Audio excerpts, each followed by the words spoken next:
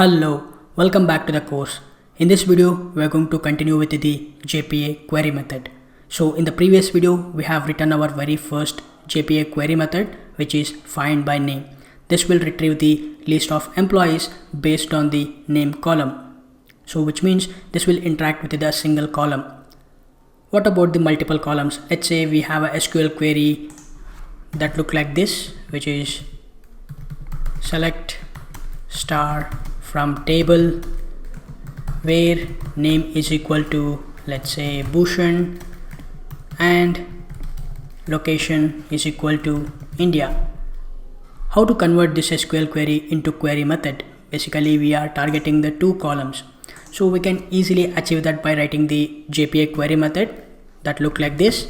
So this will return the list of employee, and we will start with the find by, because all finder methods or the query methods that will start with the find by followed by the field names. So we want to target the two columns, the first column which is name column, and that name column is mapped with the name field inside our employee entity class. So name, then we will use the AND operator, because the query itself says that we want to target both the columns which is name and location. So we will use the same AND operator inside our query method as well, and followed by the second column name which is location. The location is mapped with the location field inside our employee class. So location, and we will pass the two parameters. One is name and the second parameter is the location. So with this, let's save this. So behind the scenes, the JPA will convert this query method into this SQL query, which is select star from table name where the name is equal to Bhushan and the location is equal to India. So now we have to call this repository method inside our service class. Let's open the service, employee service, and we will declare a new method, which is, this is going to retrieve the list of employee and get employees by name and location. This will take two parameters, name and location. So let's save this. Now we have to override this method inside our employee service implementation. So let's override this method. All we want to do is call the repository method. So return e repository, which is nothing but the employee repository, and find by name and location. So the name, which is nothing but the name that we are accepting from the parameter, and the location. So now with this, let's save our changes, and now inside our employee controller we have to call the service method. Let's go to the employee controller. I'll quickly create a new handler method. I'll just copy the method which we have written in the previous video and I'll paste it. So filter by name, and I'll change this to location, and I'll just accept one more value from the URI. So let's use the request param and string location, and we have to pass the name and location for the service method, and this will be get employees by name and location. With all of these changes, let's save the file, and now let's switch to the Postman, and we will quickly create a new request. And this will be read employees by name and location, and this will be a get request.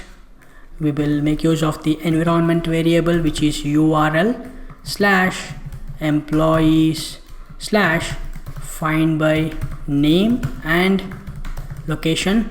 Let me verify whether we have the correct mapping or not.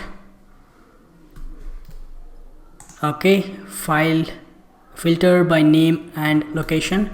So this is not a find, this is filter by name and location. We have to pass the two parameters, which is name, this is equivalent to Bhushan, ampersand, we have to separate it with the ampersand symbol that we have already discussed, and location is equal to India. But let's verify whether we do have these two records in our database or not.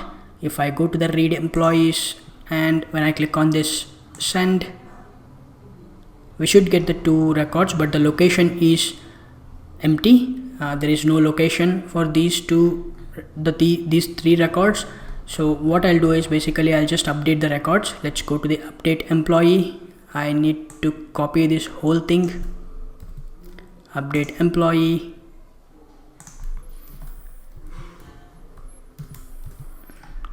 I'll get rid of this ID 22.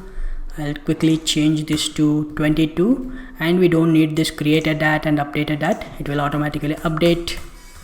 Basically I'll change the location to India, and I'll quickly go ahead and click on this send. The record will be updated. You can see it's India. Alright, so similarly let's go ahead and update the other record, and let me copy this. Inside the update employee, I'll paste the code, and I'll change this to, basically I'll change the ID. I will pass the ID, and I'll change the location to Australia, and everything I'll keep it as it is. Let me get rid of this date and time. With all this change, when I click on this send, we should get the response and the location should be updated. You can see Australia. So now if I go ahead and send the request, we should get a single record, because inside our database we have a record. We should have two records, three records, and the one of the location is empty. That's fine. So it should only retrieve the record which is having the ID 22. So when I click on this send, we should get a single record. You can see Bhushan, the location is India. If I change the location India to Australia, and when I click on this send, we should not get any errors, but we should get an empty error, because the Bhushan and the location Australia does not exist in our database. That's why we do get the empty array, the results, no results we are getting. But if I change this to Bharat and send, we should get a single record. The name is Bharat and the location is Australia. Alright, this is how we can target the multiple columns by creating the query methods inside the JPA. Alright, in the next video we will look at one more feature provided by the JPA. I will see you in the next video.